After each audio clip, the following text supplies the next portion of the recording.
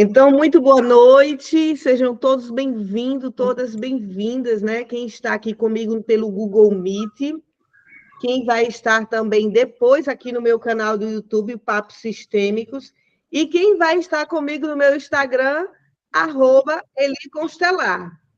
Então, sejam todos bem-vindos, sejam todas muito bem-vindas para esse encontro. Eu quero dizer, antes de começar, que essas lives, gente, ela é sagradamente realizada toda segunda-feira, das 19 até 21 horas, 21 horas mais ou menos, né? Eu sempre trago um tema diferente para a live, para poder vocês entenderem o que são as constelações familiares ou a prática das constelações, né?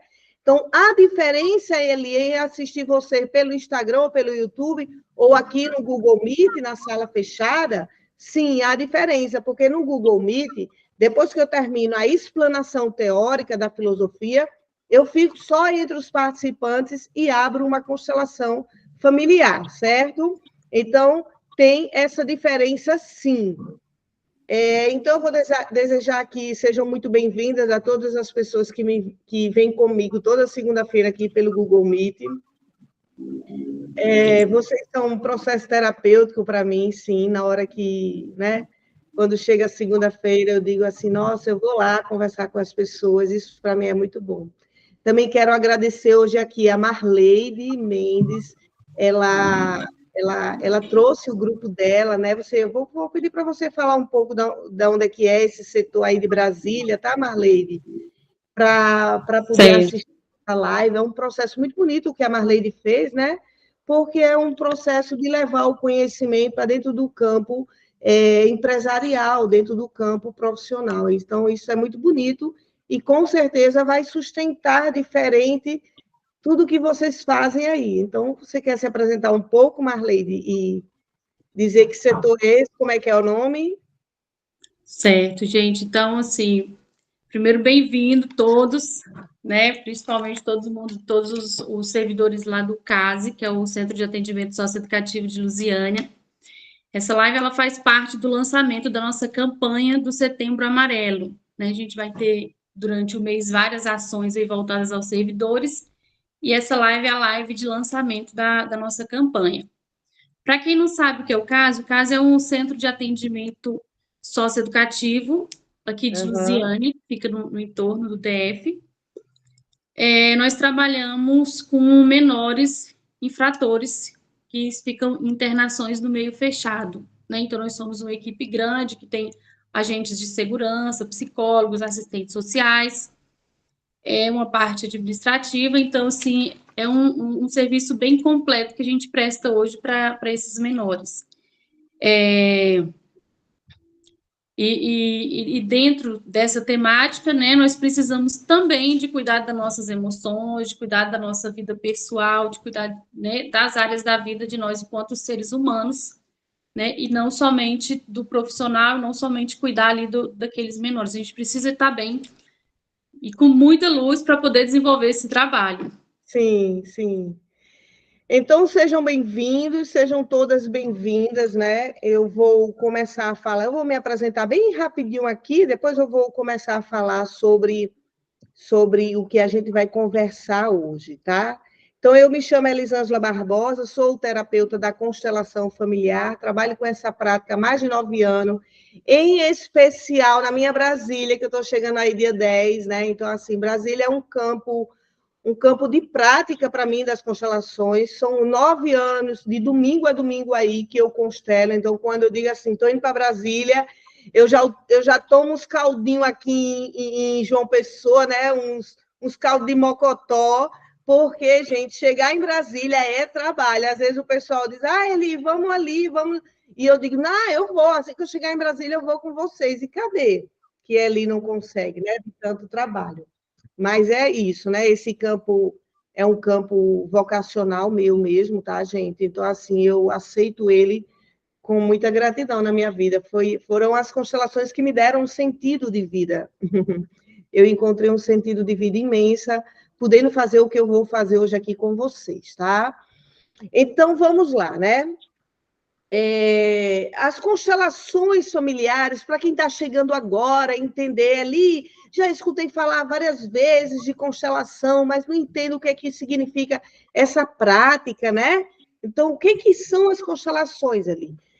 Quem descobriu as constelações foi um alemão chamado Bert Hellinger, e eu estive com ele 3 vezes, gente. Antes de Bert Hellinger fazer a passagem dele, eu tive a grande honra na minha vida e a grande oportunidade de ser constelada por Bert Hellinger 3 vezes, né? Então, Bert me constelou 3 vezes e curou a relação com a minha mãe, com meu pai e comigo mesma, né? Esse amor próprio que precisava chegar até o meu coração.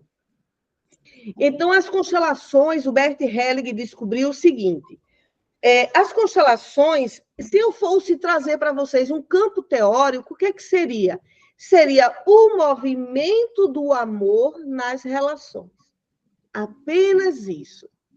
Se a gente entender as constelações com esse grau de definição, nós vamos entender que quando nós estamos dentro de relações complexas, relações de conflito, que é o nosso tema hoje, né? Conflito e amor nas relações. Então, toda vez que nós estamos numa relação que há conflitos, é porque o amor está truncado.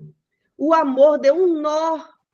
E ele se emaranha, igual um novelo de lã, que vem bem enroladinho e, de repente, fica lá, quando cai, a gente não consegue mais deixar ele bonitinho, né? A gente pode enrolar com outras condições agora, mas não com aquela.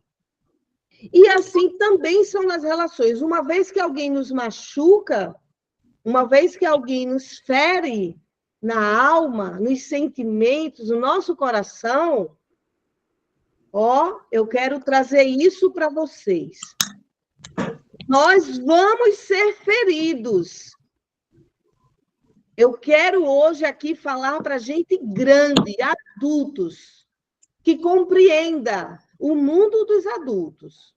Então, nós vamos ser feridos por alguém, por uma mãe, por um pai, por um filho, um irmão, o vizinho, a professora, o médico, alguém vai ferir você. Porque é do movimento das relações alguém nos ferir, nos machucar, assim como nós também vamos fazer esse processo de ferir. Por quê? Porque nós estamos querendo que o amor ele entre em ressonância dentro de uma lei que Bert Hellinger chamou, que é dar e receber. Então, toda vez que a gente é ferido, vai ficar um processo dentro da gente de dor. Mas, automaticamente, a gente vai ressignificar aquilo que aconteceu a partir do movimento de entendimento de onde eu estava dentro daquela situação. Então, a primeira coisa que eu quero trazer para vocês hoje aqui é de que, indiscutivelmente, em algum momento, a vida vai nos trazer relações de dor. Porque esse mundo, ele é o mundo da dor, é o mundo do sofrimento. O mundo da terceira dimensão. Então, quando Bert Hellinger descobriu que o movimento do amor, ele se dá dentro das relações, então ele descobriu que há 2 movimentos que o amor pode andar. Da relação aí com a sua mãe, com o seu pai, seja lá com quem for. Então ele descobre que o amor pode andar. Como ele? Um ele chamou de amor cego e emaranhado, e outro, o amor que traz a luz à consciência.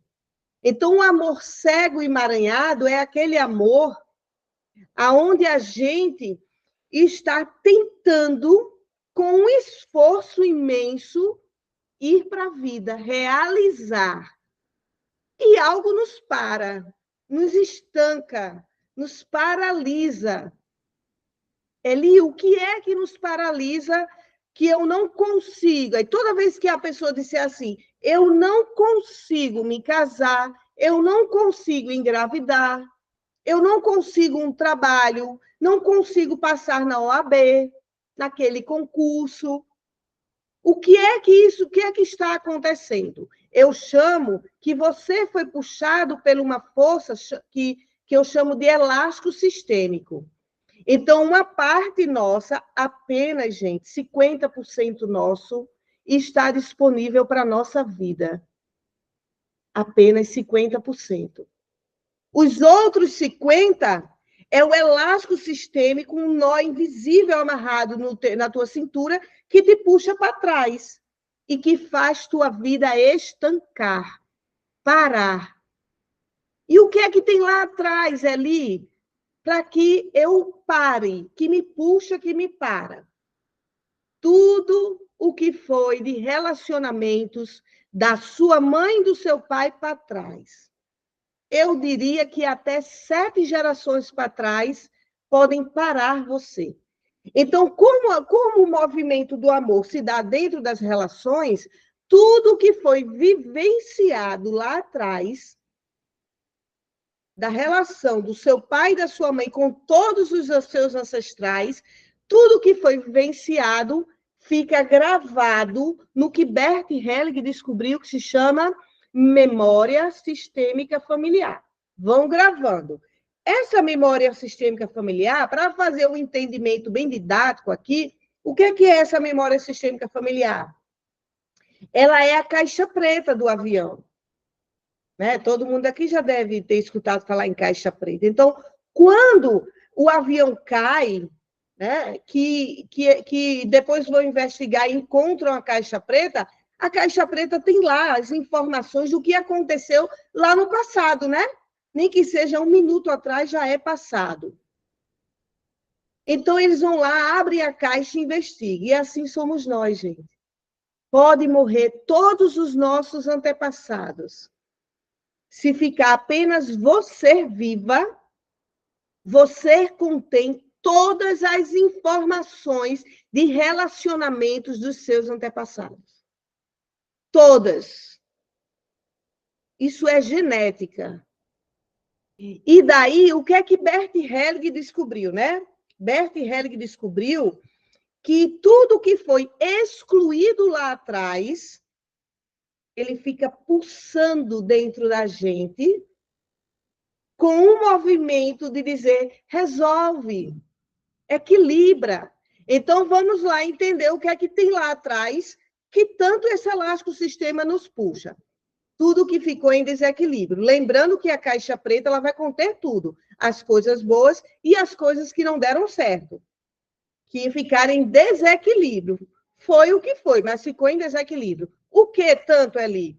Abortos, assassinatos, suicídios, depressão, falências, crimes, dívidas,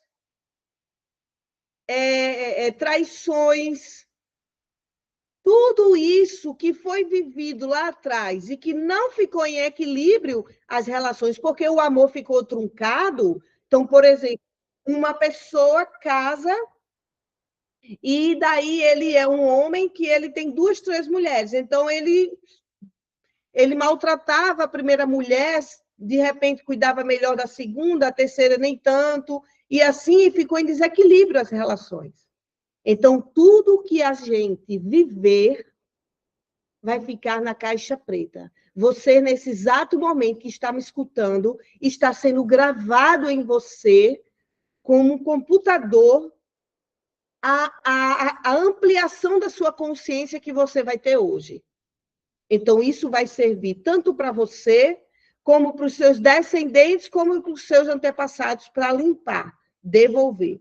Então, tudo aquilo que foi vivido, né? Vamos supor que um avô, ele matou uma pessoa, matou uma dessas mulheres. Esse exemplo que eu estou trazendo. Um homem tinha 3 mulheres, um avô, e aí ele matou a terceira mulher. Então, ele ficou em desequilíbrio com a vida. O que é que vai acontecer? Alguém desse sistema, os filhos dele com essa mulher, alguém vai vir inconscientemente e levanta a mão para tentar equilibrar esse assassinato. Aí, ali, como é que ele vai tentar equilibrar? Em primeiro lugar, ele vai tentar equilibrar pelas relações. Tudo que ele for viver, ele vai trazer à tona essa memória que ele não sabe de onde é que é, mas que impulsiona ele a viver aquele movimento de relação. Então, ele pode se tornar um assassino igual o avô, ele pode ter um assalto e o cara mata ele, porque ele vem com a dor da vítima, do que o avô matou, seja a bisavó ou a mãe. Vai depender de quê? Vai depender da alma dele. Do que a alma dele tem de impulso emocional e intuitivo para poder querer cumprir. Do mesmo jeito, se, por exemplo, se o seu pai ele é alcoólatra, e aí ele, com o alcoolismo, ele, nossa, fez aquele auê na família, batia na sua mãe, e aí, por conta dessa situação, automaticamente, as pessoas que sabem o que eu estou dizendo aqui, pessoas que vivem dentro de um sistema que tem um alcoólatra, sabem o quanto ele vai destruindo as relações, os sentimentos, a convivência. Então, automaticamente, os filhos acabam tendo raiva desse pai. E aí eles excluem esse pai.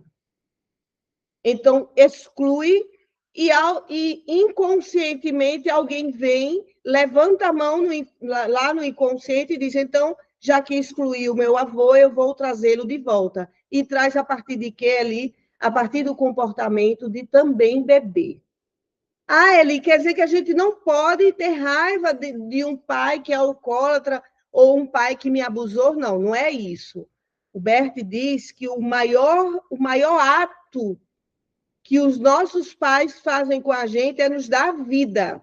Então, uma vez que você recebe a vida de um pai, mas também recebe uma dor imensa, você entra na energia do direito. Então, você pode dizer, olha, pai, muito obrigado pela vida. Mas, a partir de agora, por favor, fica longe. Né? Então, esse movimento é o movimento do amor cego emaranhado, onde a gente assume, sem nos percebermos, a atitude do comportamento de algum ancestral nosso. Então, o amor cego emaranhado, ele é um amor que quer equilibrar o que ficou em desequilíbrio. Ele quer dizer, ele quer incluir o amor cego emaranhado. Só que, para isso, o que é que ele faz? Ele também coloca a pessoa no mesmo comportamento daquele que ele tenta incluir. Porque é uma forma das pessoas lembrarem, dizer, nossa, mas quem era alcoólatra assim era o meu pai. Esse menino veio igual ao meu pai. Então, esse movimento, Bert Helling, né, o criador das constelações, ele descobriu que a gente faz isso por puro movimento intuitivo e por puro movimento inconsciente nosso. A gente não dá conta. Quando é que a gente vai dar conta, Eli? Infelizmente, quando a gente está lá no fundo do poço, no buraco imenso. E aí, quando a gente não suporta mais carregar o peso de uma determinada dor, aí é que a gente busca um processo terapêutico para a gente poder, né, olhar para tudo isso. Então, esse é o amor cego emaranhado. O outro amor que Bert Helling descobriu é o amor que traz à luz a consciência. Então, esse amor que traz à luz a consciência, ele faz você olhar para tudo isso que aconteceu e dizer assim, olha, avô, eu sinto muito por você ter se tornado um alcoólatra, por você ter sustentado a vida com esse peso, porque é um peso quem é alcoólatra. Então, eu deixo com você tudo isso e me coloco agora para uma vida amorosa, abundante, para uma vida melhor. Então, dentro do amor cego emaranhado, quando a gente abre uma sessão de constelação que a pessoa vai trazer no campo da cena, a gente faz com que a pessoa olhe para aquela cena e a gente faz ela devolver. Devolver agora de forma amorosa. Devolver agora de forma a concordar com o que foi possível sustentar. Então, esse segundo bloco de entendimento, né, é para vocês poderem entender que esse amor, ele vai estar com a gente, seja ele segue emaranhado, ou seja esse amor que traz a luz à consciência, ele vai estar caminhando com a gente até o fim. Né? O próprio Bert Helling, ele, quando ele tinha seus 90 e poucos anos, ele tinha melhorado, ele estava no hospital e tinha melhorado um pouco. E daí ele tinha tido um sonho sobre uma questão dele. E aí ele falou para a esposa dele, né? Sophie, eu agora entendi por que eu peguei essa doença. Então, vamos abrir uma constelação. E quando ele abriu a constelação, lá estava Bert Hellinger emaranhado com a mãe dele. E aí ele disse, não é possível que ainda eu tenho que curar com a minha mãe. Sim, gente, tem. Por quê? Porque nós temos dentro da gente milhões de cenas do qual a gente vivenciou com os nossos pais, que ficam impregnados no nosso inconsciente. Cenas que, às vezes, eu consigo administrar racionalmente e eu converso com essa dor, ou cenas que estão no meio inconsciente que eu não dei conta de entender, e aí jogo, né, aquilo que a gente chama de sabotagem. Aí eu jogo essa dor lá para trás. Então, entender, né, o tema da live de hoje. Eu peço até o pessoal aqui que vem todas as segundas, eu mudei o tema por conta do grupo aí que está chegando hoje, né? Eu precisei mudar o tema, mas depois eu trago o tema dos conflitos entre pais e filhos, tá, gente? Então, quando a gente vai tratar dentro das relações os conflitos e o amor, eu diria que, como consteladora familiar, dentro desse campo que eu estou, né, há 9 anos constelando, eu diria que os conflitos é o amor também. É uma forma de dizer, eu estou querendo te amar e quero ser amada diferente. Então, todo conflito é porque as pessoas não estão conseguindo expressar ou verbalizar o que elas querem. Então, por exemplo, uma pessoa que ela vai lá e que ela está com uma força, né, de matar alguém, ela está dentro, né, dentro dessa visão sistêmica, ela está sendo o que a gente chama de fazendo o papel sujo dentro da família. Porque ela olha para isso que aconteceu lá atrás e ela está repetindo um comportamento. Eu não estou dizendo aqui que dentro da constelação a gente não vai ter as leis do mundo que a gente vive, que essas pessoas não vão pagar, elas têm que pagar do mesmo jeito, tá, gente? Humanamente falando. Eu estou trazendo para vocês um viés emocional do que levam as pessoas a praticar determinados crimes, assaltos, ou aquelas pessoas que vivem relacionamentos extremamente conflitantes, relacionamentos com marido, com mãe, com pai, dentro do trabalho com uma chefe, relacionamentos de puros conflitos. O que é que são esses padrões, né? Então eu vou explicar para vocês uma coisa. Nós criamos na nossa psique um modelo de como nos relacionar. Então, anotem aí, nós criamos um modelo de como se relacionar. É a mesma coisa de aprender a andar de bicicleta. Então, você tem lá 4 aninhos, você ganhou uma bicicleta com rodinhas atrás e você sentou, sentiu segurança e foi. Você gravou, você aprendeu. Aí depois vão lá, tiram suas rodinhas e você vai cambaleando, cai um pouquinho, mas depois você aprende novamente e você não vai esquecer nunca mais como andar de bicicleta.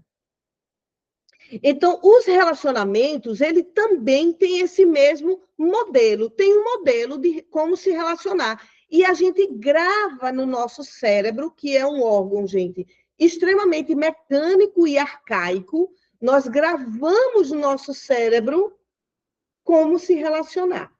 Então, olha o que acontece.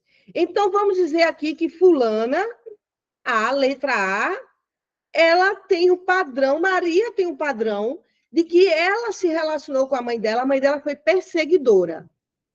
Foi uma mulher que perseguia, dizia, você é feia, uma menina burra, menina preguiçosa. Então, vamos dizer que Maria recebia essas cenas pelo auditivo de que ela era burra e preguiçosa. Então, a mãe, toda mulher, nós temos dentro da gente a fonte do amor. Então, somos nós, mulheres, que ensinamos as relações. Os homens têm o movimento da força, de dizer, vamos, com coragem, a gente vai fazer isso. Né? Agora, como vamos fazer, em geral, a mulher que faz isso, né? Dentro desse feminino sagrado que nós temos. E também os homens, dentro do masculino sagrado, traz o movimento da força. Então, vamos dizer que Maria, toda vez, ela escutava da mãe dela que ela era burra e feia e preguiçosa. Então, ela aprendeu. Uma cena entra pelos ouvidos, pela palavra dita. E aí se fixa no cérebro, junto com o coração, que é o nosso campo energético, a gente une o que a gente escutou com o sentimento e forma o que ali, dentro da gente? Um campo eletromagnético. Isso é física quântica. Olha só, olha como a gente aprende os conceitos da vida. Você é burra, preguiçosa, entrou pelos ouvidos, sua mãe estava tomando banho, você nem viu com os olhos o que sua mãe, mas você ouviu. Então entra pelo ouvido, junta com o sentimento e aqui dentro do cérebro forma um campo eletromagnético. E aí, como o cérebro ele é mecânico, né? Ele é programado para a gente funcionar sem nenhum erro. Então, como o cérebro é mecânico, ele vai dizer para você: você é burra, você é preguiçosa. Você vai tomar essa frase para você, porque ao mesmo tempo que você escutou e você sentiu essa dor, você também estava formando o teu self, formando a tua psique. Então, quando você junta isso, você cria um padrão. As mulheres não gostam de mim, mamãe não gosta de mim, porque eu sou burra e velha e preguiçosa. Então, você cria esse conceito sobre você mesma. E aí, olha o que é que acontece com o cérebro. Uma vez que o cérebro mesmo, gente, ele construiu esse conceito sobre você mesmo, só que você não é isso. Você nem é burra, nem é velha e nem é preguiçosa. A vida, que é a maior mãe que a gente tem, ela sabe quem ela mandou viver. A vida sabe quem são os filhos dela. A vida sabe, eu vou mandar Eli, porque eu vou precisar de Eli para alguma coisa lá no planeta Terra. Então, a primeira mãe da gente é a mãe natureza. Ela sabe que eu não sou burra. A mãe natureza sabe que eu não sou uma pessoa de energia ruim. Mas aqui, nesse campo familiar e sistêmico, eu adquiri esse conceito. Então, o que é que o meu cérebro faz? Eu cresço, me torno adulta e aonde eu for, o mesmo padrão de comportamento se repete como um mecanismo arcaico, duro, pesado. Ou seja, lá na minha sogra, ela vai me chamar de burra e velha. Eu tenho um testemunho de pessoas que disse a mesma palavra que minha mãe me chamava, a minha sogra me chama. Parece que elas se encontraram num cafezinho, lá no Biscoito Mineiro, lá no Sudoeste, e disseram assim, ó, chama ela disso. Então, quando eu vou para a área do amor, a sogra me persegue. Quando eu vou para a espiritualidade, eu imagino ter um obsessor comigo. Olha mesmo o que é que a gente faz. Quando eu vou para o campo das amigas, tem uma amiga que vai querer me barrar.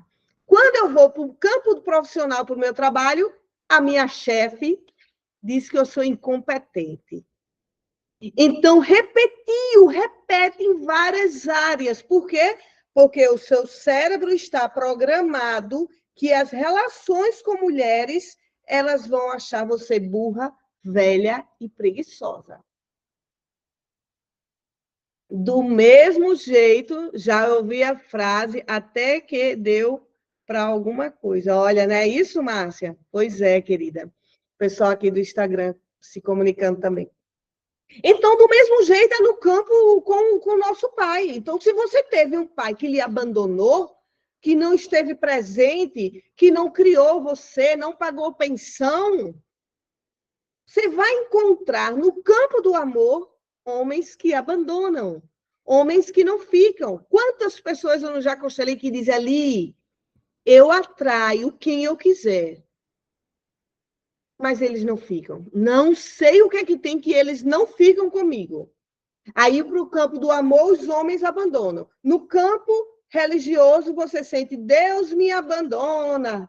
Ele não olha para essa filha. Lá no campo das amigas, você tem mais afinidade com as meninas e não tem com os meninos. Porque no trabalho também você tem um chefe que lhe abandona, chama todo mundo para as comemorações, mas cadê Maria? Não o colocou na lista. Por quê? Porque também o cérebro está programado para dizer: eu sou abandonada. Eu sou uma pessoa burra e velha. Então, gente, quando isso acontece, nós vamos para as relações como cheias de conflitos. Porque dentro do nosso corpo emocional está vibrando o quê? Eu sou burra, velha e preguiçosa. Os homens me abandonam. Porque nós somos emocional. A parte racional da gente é apenas um movimento desse mundo, mas o que sustenta o ser humano é a sua estrutura emocional. Então, muitas vezes, né, principalmente no campo de Brasília, eu já constelei vários diplomatas que têm aqui, ó, de currículo, sei quantos currículos, poliglota e tudo mais. E aí ele foi, quando chegou lá em cima, o emocional não acompanhou a subida dele intelectual e ele fez o quê? Caiu. Por quê? Porque ele estava fazendo tudo aquilo para entregar esses diplomas, entregar esse nome de ser diplomata para uma mãe ou para um pai, não era para ele. E aí o emocional diz, ele deixa, o emocional deixa você ir. Ah, você quer ir? Vai. Você não está andando junto comigo, conversando com o que te acontece, então pode ir. Mas vai chegar um momento que você não vai dar conta. Não vai dar conta de sustentar esse cognitivo, por quê? Porque é quem sustenta, quem rege os seres humanos é o emocional, não é o racional. Então, quando a gente vai lá para o mundo se relacionar, nós vamos cheios de conflitos, cheios de dramas, cheios de vitimismo. A nossa criança interior está carente, querendo escutar: você é linda, você é muito inteligente, você é bem-vinda, você vai ficar aqui agora, dentro desse grupo. Então, nós vamos, como adultas, para os campos de adultos, totalmente feridas, com a nossa criança completamente estagnada na dor desse olhar e dessa vivência com o nosso pai e com a nossa mãe. Então, os conflitos que a gente enfrenta hoje, seja nos relacionamentos, no campo espiritual, no campo profissional, todos esses conflitos é fruto daquilo que tá calado dentro de mim, daquela criança que está quietinha com medo, a criança que não se sente capaz, que não se sente pronta para assumir um cargo, ou que não se sente confiante em si mesma. E tudo isso, gente, vai resultar em relações conflituosas. Conflituosas de brigas, de egos querendo dizer quem é mais poderoso, quem não é. E aí vai resultar, né? e muitas coisas de pessoas que perdem cargos, pessoas que não conseguem administrar e ficar dentro de uma empresa, não conseguem ver a hierarquia da empresa. Então, essa hierarquia que tem na empresa, que tem a chefe maior, que está comandando, e tem os demais, essa mesma hierarquia é a hierarquia do que a gente vivenciou nas nossas relações com mãe e com pai. Então, se, por exemplo, você teve uma relação com a sua mãe, e aí você viu, né, desde criança, que sua mãe sofria muito com o seu pai, e você várias vezes tentou separar sua mãe do seu pai, automaticamente você vai trazer esse impulso de sempre agir como maior para todos os campos das suas relações. Ai, peraí, que alguém pediu aqui. Ah, consegui. Então, você vai trazer esse impulso de querer administrar, de quebrar a hierarquia dentro das relações de trabalho também. Porque uma vez que você olhou para a mãe, você inconscientemente, né? E nas ações também, lá com a sua mãe, você disse: olha, mamãe, deixa que eu resolvo com o papai tudo isso e eu fico à frente dessa sua questão com o papai. E aí a gente pratica isso na vida, lá na família. Então, a mãe vai recuando, você vai atuando na família como a que dá ordem, a que diz não para o pai, dá limite para o pai, e você acaba acostumando um padrão dentro de você de que você é a pessoa que tem a solução para tudo. E que, de fato, né, gente, de fato, lá no sistema, você deu conta de solucionar muitos problemas. Isso é certo que eu vejo nas sessões. As pessoas que estão dentro de que a gente chama de arrogância, onde ela quebrou a hierarquia, ela fez mais do que a mãe dentro do sistema, a gente vê o quanto essa pessoa, de fato, resolveu muitas questões com a mãe, entre a mãe e o pai.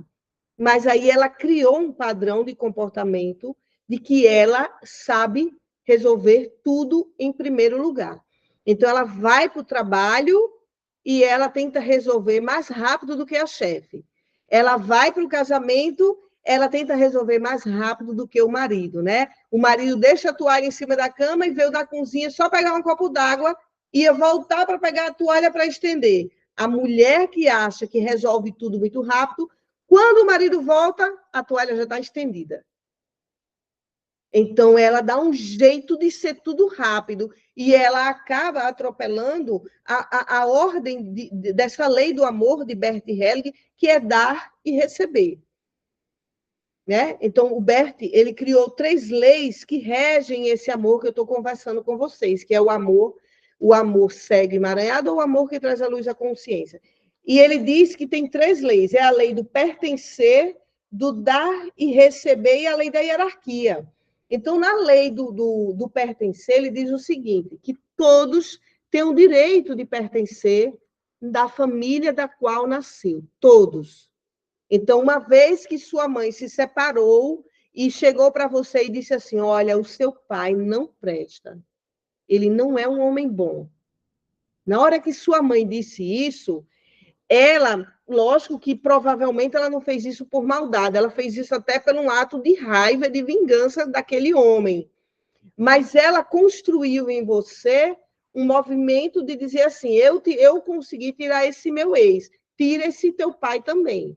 E pai, gente, ele nunca é ex. Mãe também nunca é ex. Vai ter que ser para sempre agora. Então, as mães, em especial, muitas vezes, quando faz o que a gente chama de alienação parental, ela diz para o filho que o pai não presta, que o pai não é bom, e esse filho, ele tira o pai de dentro dele. Ele exclui o pai.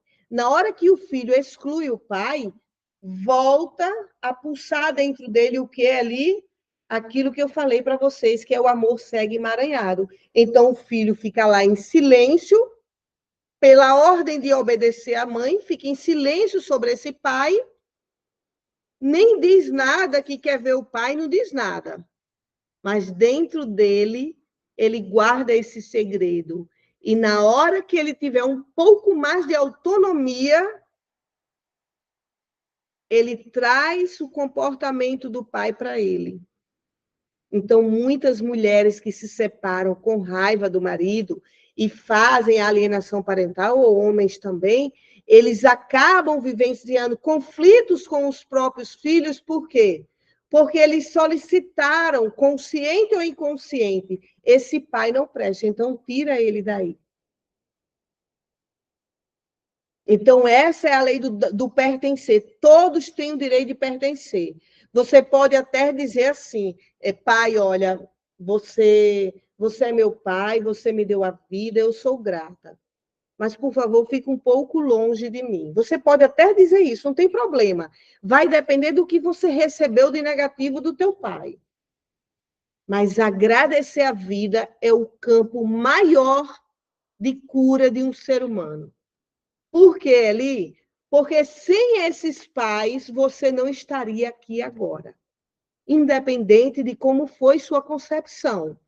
Se alguém assumiu sua vida na gravidez, ou depois da gravidez, alguém sustentou sua vida, é porque a mãe vida disse, ela fica e ela vem. Então, nós somos fruto do amor da vida por nós. Do fruto do amor de Deus, do amor maior, quem vocês queiram chamar.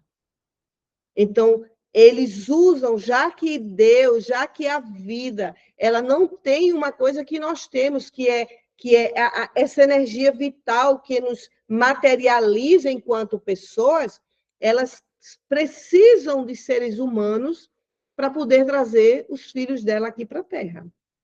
Então, é por isso que, por algum destino espiritual, você vem com aquele pai e com aquela mãe dentro daquele sistema familiar. Então, essa é a primeira lei do amor, a lei do pertencer. Na lei do dar e receber, Berti diz justamente isso que eu estou dizendo para vocês, né? O maior que nós podemos receber dos nossos pais é a vida.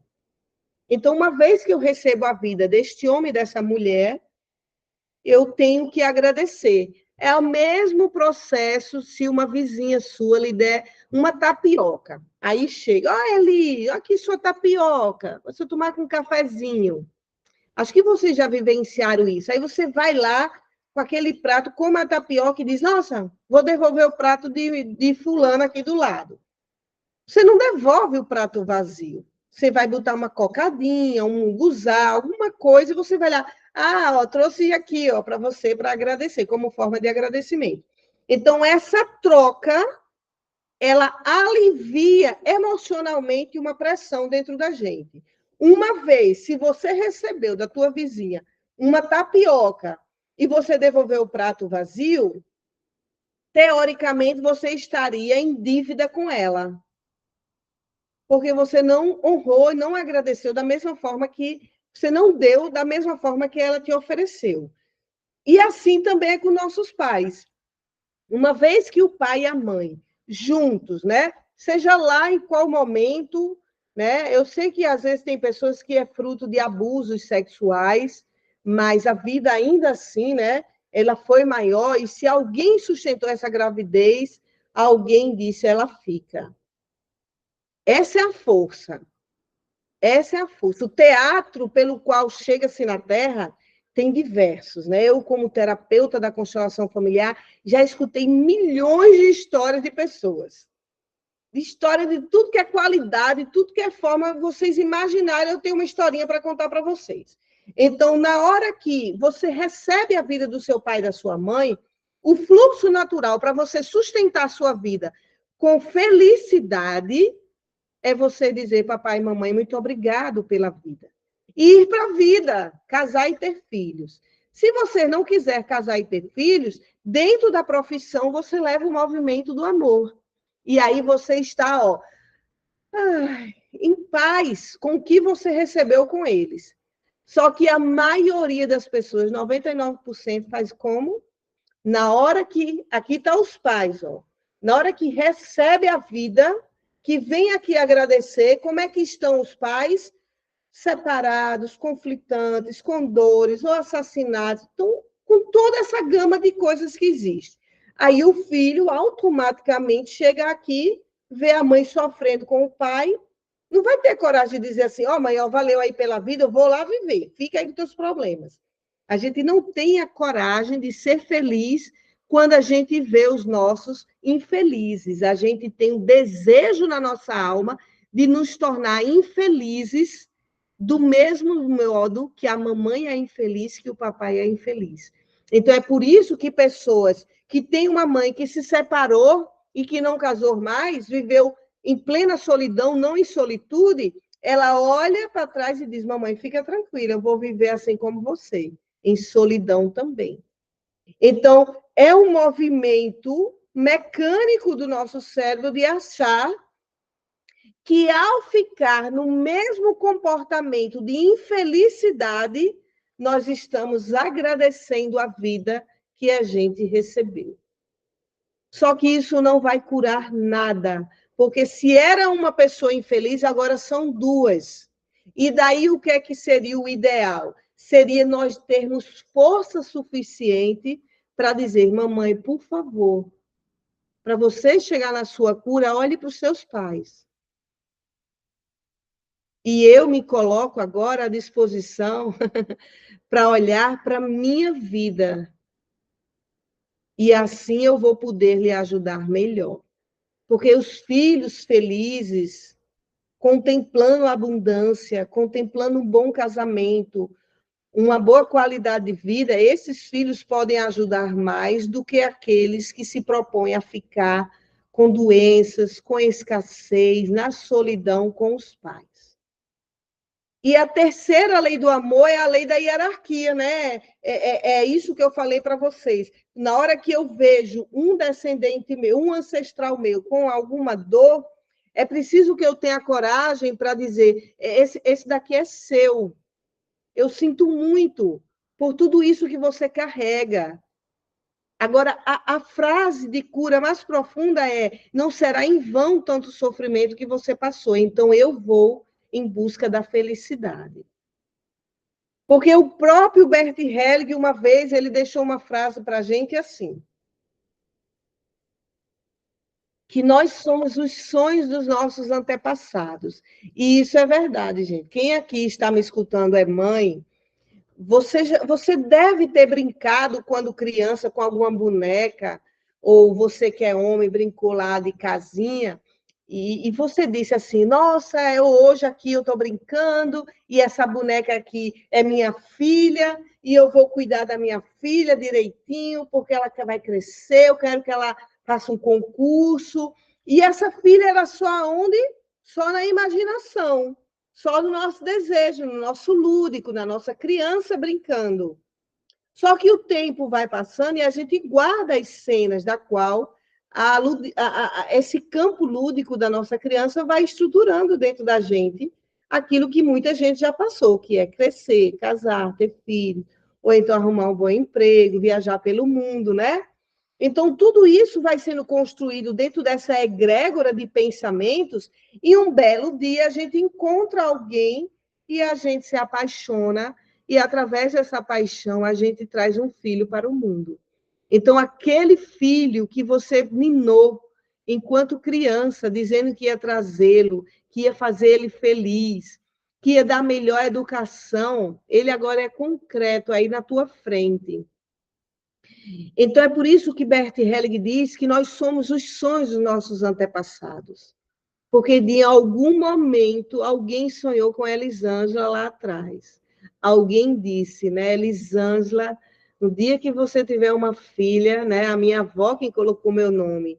Então, provavelmente, Vanestina disse assim, olha, Peninha, no dia que você tiver uma filha, eu quero que ela se chame Elisângela, para ela ser uma artista de novela, né? Que meu nome é em homenagem à filha do Zacarias, é Elisângela. E aí eu não fui ser atriz, mas eu vim trabalhar com a técnica que trabalha com esse psicodrama, né? Essa coisa teatral mesmo. Então, gente, entender os conflitos que a gente vive agora na vida, na relação com a chefe, com a mãe, com o pai, com o filho, com o dinheiro. Então, quando a gente tem conflito com o dinheiro não vem, ou então o dinheiro não fica, Tudo isso são desejos nossos profundos de amar. Só que a gente não está sabendo amar. A gente quer amar pelo movimento de repetir o comportamento de alguém. Então, por exemplo, pessoas que têm muitas dívidas, o que é ali? Ela está olhando pelo inconsciente, pela memória sistêmica familiar, os vários abortos que não se concluíram. Então, pessoas que têm dívida, elas literalmente estão pagando pelas vidas que tiraram lá atrás. Em especial, vidas, abortos podem ter sido provocados. Né? Os abortos naturais, eles têm um peso menor no sistema, porque a gente entende nas emoções que os abortos naturais foi desejo de Deus, que Deus tirou. Mas quando eles são provocados, a gente fica no inconsciente com o sentimento de que eu provoquei aquela morte. Então, é por isso que vai gerando um pensamento na memória sistêmica familiar de que alguém está em dívida com a vida, porque só quem pode tirar a vida, de fato, é Deus. Né? Deus é o Todo-Poderoso. Então, entender o que você está vivendo agora, de dor, de sofrimento, de conflitos, é você ter a coragem de ir atrás e resgatar aonde a tua memória sistêmica está fazendo você pulsar e tentar repetir o comportamento de alguém. Então, todos nós vamos precisar até o fim de processos terapêuticos. E esses processos terapêuticos, eles vão equilibrando esse desejo de amar a todo custo a nossa família. E em especial, a constelação familiar, aquela que eu sei falar, né? A constelação, ela de fato mudou. A Elisângela, 10 anos atrás, era uma outra pessoa. Eu trabalhava em 3 empregos, gente, para poder dar conta de tudo financeiro. E passei 5 anos com esses 3 empregos e as constelações até formar meu nome em Brasília. Eu tinha férias aqui, corria para Brasília, chegava em Brasília, trabalhava pesado para fazer meu nome. Quando eu vi que meu nome estava bem estabelecido, no meu WhatsApp eu tinha mais de 10 grupos, e cada grupo com mais de 250 pessoas que já tinham me dado o telefone, eu falei, está na hora. E aí, com muita honra a tudo que eu tinha vivido, eu escrevi 2 cartas, uma para o prefeito e outra para o governador, e disse, está aqui. Muito obrigado por esses 10 anos de cargo de indicação política, mas agora eu vou ser consteladora familiar. E hoje, de dentro da minha casa, de onde quer que eu vá, né, eu vou para Brasília, trabalho do mesmo jeito online, eu abro constelações, não só no Brasil, como em mais de 10 países pelo mundo. E isso, para mim, é gratificante e é uma honra muito grande. Então, as constelações, ela traz esse movimento da gente olhar, né? Olhar para tudo isso que estava truncado. E estava truncado em mim a minha relação com a minha mãe. Né? Eu gosto muito de falar, dar o meu testemunho, né? Porque já passou mesmo tudo isso, graças a Deus. Então, quando eu nasci, minha mãe tinha acabado de me separar do meu pai. Na verdade, ela se separou com 3 meses de gravidez. E eu nasci igualzinha a meu pai, né? A cópia. E aí, o que foi que ela fez? Ela fez um movimento que o Bert descobriu, que é sentimento transferido. Então, a raiva que ela tinha do meu pai, ela passou toda a raiva para mim. E aí, eu, inocente, sem saber por quê, a gente entrava em conflito 24 horas, né? Até que as constelações acalmou tudo isso, eu deixei com ela o que é dela, e fiquei para mim o que é meu, o que é do meu espírito, né? O terapeuta sou eu, é o meu espírito. E isso foi muito bom, né? Porque alinhou, equilibrou essa relação com a minha mãe. E hoje está tudo certo, eu vou lá o tempo todo, quando eu estou em João Pessoa, ela liga para mim, e é maravilhoso poder estar antes, né? Antes dela fazer a passagem dela ou eu, a gente ter equilibrado essas relações. Isso, para mim, é uma gratificação muito grande. Certo? Eu vou fechar aqui no Instagram, vou ficar aqui com vocês para a gente conversar se alguém tiver alguma dúvida. Né? Eu falei aqui mais de 1 hora. E também eu vou sortear uma constelação aqui no Google Meet de uma dos participantes, certo? Então, só um minuto. Então, gente, aqui do Instagram, brigadinho aí por ter assistido, viu? Quem quiser entrar na comunidade, na bio do meu Instagram tem um link da comunidade toda segunda-feira aqui comigo. Ok? Tchau, tchau. E quem é aqui do YouTube, que vai me assistir depois, então, deixar aí nos comentários, né, todos os acessos dos meus produtos, os cursos Palavra de Vida, supervisão, formação e tudo mais. Então, um grande abraço para vocês. Ai, chega. Espera aí, gente. Então, eu vou tirar aqui a gravação.